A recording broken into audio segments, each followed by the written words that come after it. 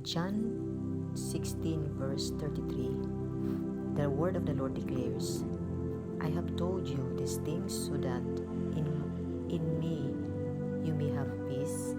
In this world you will have trouble or tribulation, but take heart, I overcome the world.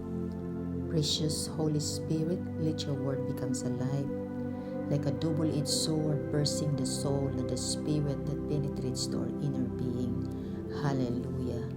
Meaning, as Jesus overcome the world, we also overcome it. No matter what situation we are now facing, as we call upon His name and declare His promises, He will deliver us. 1 Corinthians chapter 10 verse 13. No temptation has overtaken you except what is common to mankind. And God is faithful. He will not let you be tempted beyond what you can bear. But when you are tempted, He will also provide a way out so that you can endure it. God is faithful even though we are not faithful. God will not give you a situation you cannot bear.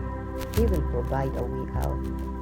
So don't be troubled or panic, for His word declare, I will never leave you nor forsake you. Only God can give us peace and deliver us from a difficult situation we are facing right now. Romans 8 verse 35. Who shall separate us from the love of Christ? Shall trouble or tribulation or hardship or persecution or famine or nakedness or danger or sword, as it is written? No one can separate us from the love of God. It is His promises. All we have to do is read the Word of God. Give time to it.